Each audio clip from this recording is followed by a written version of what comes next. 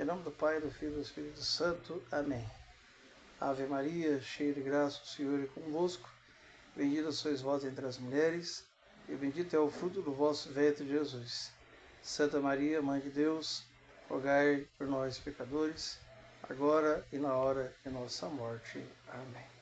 Em nome do Pai, do Filho e do Espírito Santo. Amém. Bom, estamos aí continuando, fazendo uma catequese, dando catequese para os irmãos que precisam receber os sacramentos do batismo, a Eucaristia. E estamos falando da missa parte por parte. Estou usando um livro do Padre Luiz Cecchinato, da editora Voz, que já está na sua 17ª edição. Creio eu que deve ter outras edições mais atualizadas, mas no momento eu estou com uma edição de PDF, 17ª edição, do livro dele chamado Missa Parte por Parte, do Padre Luiz Cecchinato. E falamos um pouco sobre a questão da posição do corpo. Fiquei de mandar um PDF aí, talvez eu não consegui mandar ainda. Talvez eu mande hoje, ou talvez amanhã, vamos ver.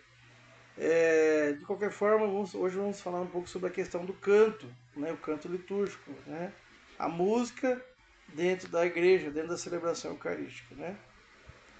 Aí o texto continua assim, O canto litúrgico. Existem certas normas para as vestes. Deve haver harmonia nas cores, bom gosto no feitio, atualidade quanto à moda e conveniência com relação ao ambiente. Ninguém põe qualquer gravata com qualquer camisa, nem qualquer calça com qualquer paletó. Para tal terno, tal camisa, tal meia para tal sapato. Ainda, ninguém coloca uma rosa no vestido só porque a rosa é bonita. Preciso ver se vai combinar. Há também uma roupa para o clube, outra para o velório, outra para a praia e outra para a missa. Uma roupa pode ser muito bonita, mas não é por isso que vai ficar bem em todos os lugares, você não acha? Então, o canto na igreja. O que dissemos das vestes, aplique-se também ao canto litúrgico.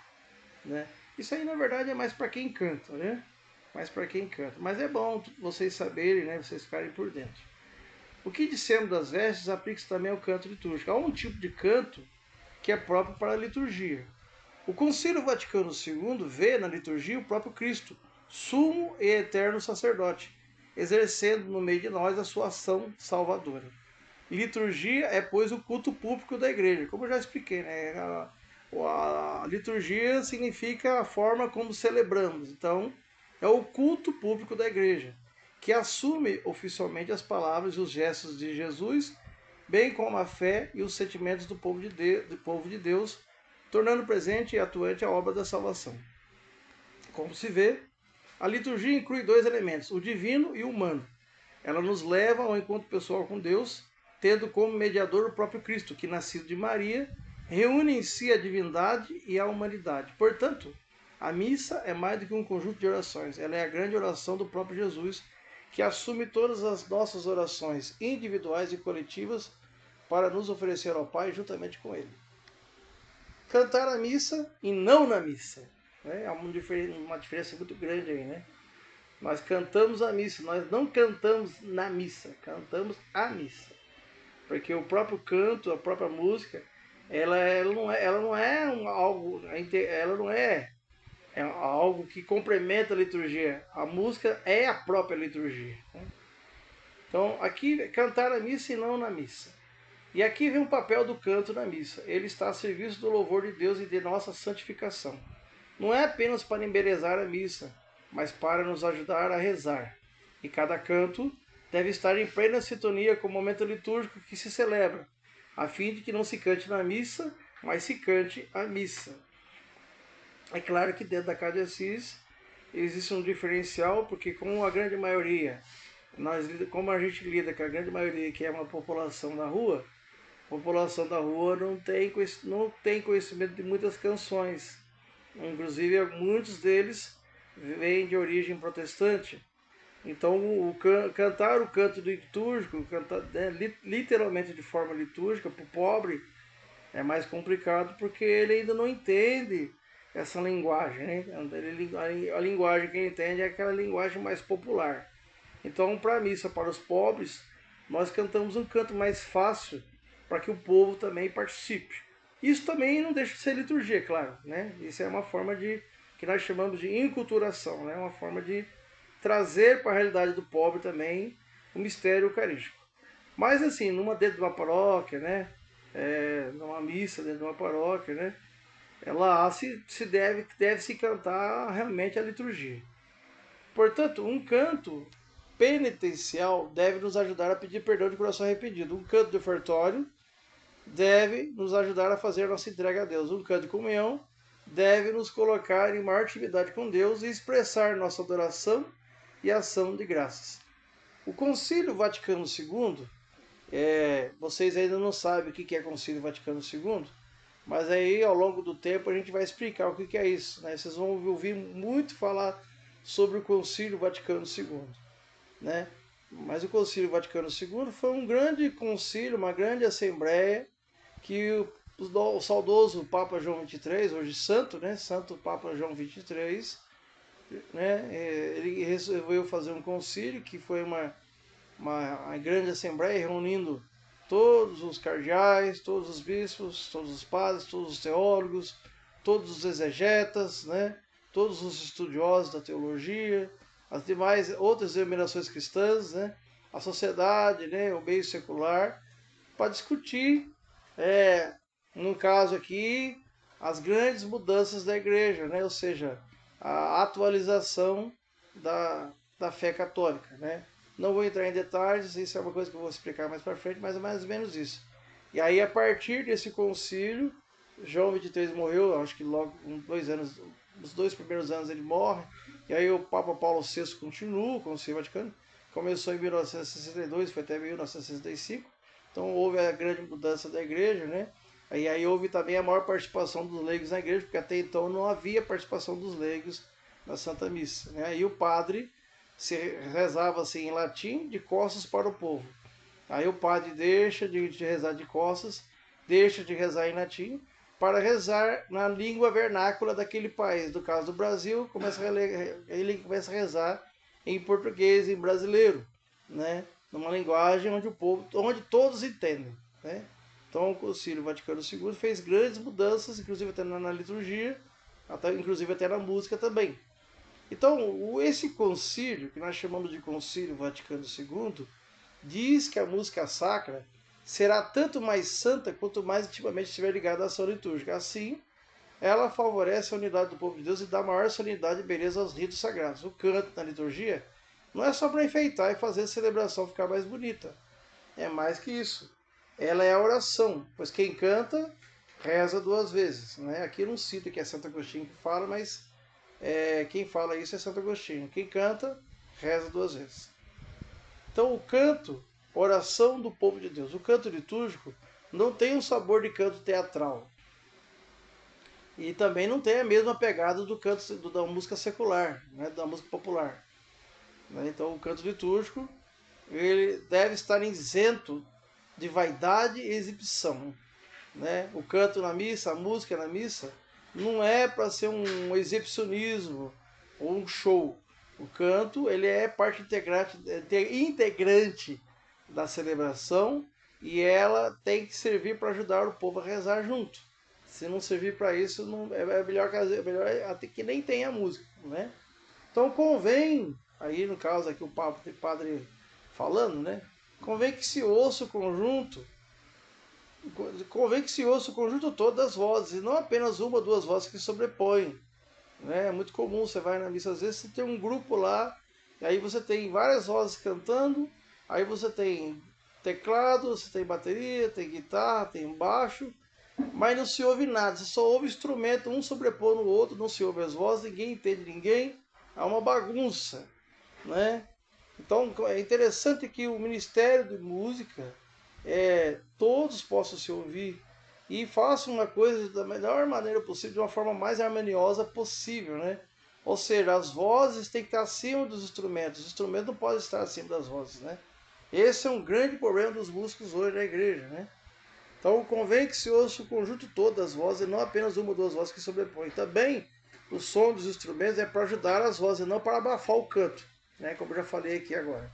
O que se deve ouvir é um povo cantando, a não ser quando o salmista está fazendo solo, né? No salmo, por exemplo, o salmo é cantado. Nós vemos muitos erros grotescos aí de salmos sendo cantados em vários lugares, em várias paróquias e em várias comunidades, até, não vou dar o nome, né? Mas tem até com algumas comunidades aí da renovação carismática, onde se canta o refrão do salmo, mas não se canta o salmo inteiro. Canta o refrão do salmo e lê o salmo. Na verdade está errado, né? O salmo tem que ser cantado todo, né? O salmista, ele tem a função, ele vai cantar as estrofes e o refrão ele vai ajudar o povo a cantar.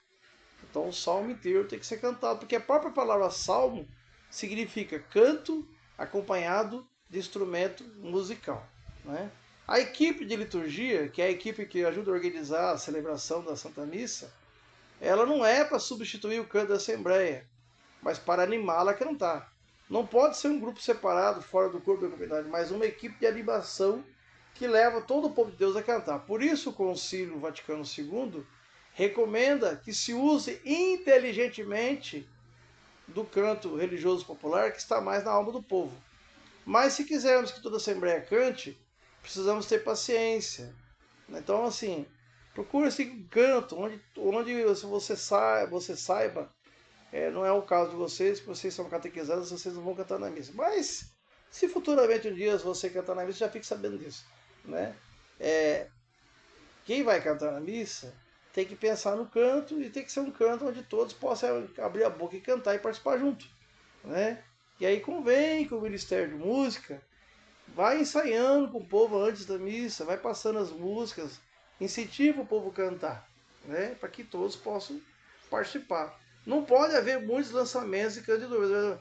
Você canta um canto litúrgico, um canto de entrada hoje, amanhã, na semana que vem, você canta outro, quer dizer, não deu tempo para a pessoa aprender, né? A pessoa não vai lembrar. Então o povo não consegue aprender tantas novidades. O canto da missa fica elitizado, cantado só pelos grupinhos especializados. Aí você tem um grupo lá tocando dentro da igreja, grupo perfeitinho, toca bonitinho, as vozes afinadinhas, tudo perfeitinho, tudo bonitinho, só eles cantam. O povo não canta, só escuta. Então, quer dizer, parece mais um show, né? Não é uma. Não está ajudando a celebrar. Na verdade, está se apresentando como se fosse um show. E esse não é o intuito do Ministério de Música. E é mais bonito ouvir toda a Assembleia cantar, com certeza. Assim diz o salmista: feliz o povo que vos sabe louvar. Ele caminha na luz da vossa face, Senhor. Salmo 89 ou 88, versículo 16. E cantar faz bem. Vamos cantar em nossas celebrações litúrgicas. Cantar faz bem. Até o canto profano que cantamos, varrendo a casa ou trabalhando na fábrica, tem um sentido de desabafo e libertação, que nos faz bem psicologicamente. Imagine então o que será o canto litúrgico, que é a oração. Um santo disse: quem canta, reza 2 vezes, né? No caso, foi Santo Agostinho que falou isso. O canto religioso é o termômetro da piedade de um povo. Santo Agostinho diz que cantar é próprio de quem ama. Cantemos nas celebrações litúrgicas, não porque o Deus necessite do nosso louvor, mas porque nós nos sentimos felizes louvando a Deus. Para cantar na igreja, não é preciso ter uma bela voz, basta ter fé. Louvar a Deus cantando, mas aqui eu discordo, padre. Tem que ter voz sim, tem que ter. O próprio tem um salmo que diz assim: sustentar e louvor com arte. Não pode ser feito de qualquer jeito. Aqui eu discordo, padre. Não é só ter fé, não. Tem que ter fé, tem que ter unção, mas também tem que ter técnica também. Infelizmente tem que ter os dois, né? Assim como a fé também não pode ter só a fé, tem que ter a razão, né? Então o canto tem que ser feito de uma forma bem harmoniosa. Porque ouvir alguém cantar desafinado também não ajuda a gente a rezar, ajuda muito pelo contrário, atrapalha até a gente rezar. Então tem que ter essa consciência também, né? Tem que ter dom, tem que ter vocação para música, então se tem um dom mas não canta bem, tem que estudar, correr atrás, né? Existem tantos músicos aí, profissionais que dão aula, né? Existem vários métodos, né, de aula, de ensino, né? Então, tem que estudar violão, tem que estudar voz, tem que estudar sim. Senão, porque tem que louvar a Deus, sustentar e louvor com arte. Diz um salmo aí, que eu não estou lembrado qual capítulo é, mas tem um salmo que fala isso: sustentai o louvor com arte. Então não pode ser de qualquer jeito, então não basta ter fé. Aqui eu já discordo do padre. Louvar a Deus cantando é coisa que nos faz mais felizes. Por isso, o salmista recomenda: louvai a Deus, pois é bom cantar ao Senhor, doce é seu louvor. Entoai o Senhor o louvor, cantai ao nosso Deus com a harpa. Glorifica o Senhor de Jerusalém, louva o teu Deus, ó Sião. Né? No caso, assim, que o povo não precisa ter voz para cantar mesmo, não. Mas o músico precisa ter voz. Então fica uma coisa feia e não ajuda na rezar e fica uma coisa medonha. Então tem que ser feita com arte, sim. Né? Aqui, entendeu? Aí, no caso aqui, eu discordo do padre. É que o padre não deve ser cantor, por isso que ele está falando isso. Mas a música tem que ser feita de forma bonita, com arte, de forma harmoniosa, mas também que ajude o povo a cantar, a participar, porque não pode ser só o cara que canta. O povo, o músico, o cantor, tem que levar o povo a cantar, a participar da missa. Então, essa é a ideia da música dentro da liturgia. Então essa é uma das partes que eu estou passando para vocês sobre a liturgia, que é a parte do canto litúrgico. Ave Maria, cheia de graça, o Senhor é convosco. Bendita sois vós entre as mulheres, e bendito é o fruto do vosso ventre, Jesus. Santa Maria, Mãe de Deus, rogai por nós, pecadores, agora e na hora de nossa morte. Amém. Em nome do Pai, do Filho e do Espírito Santo.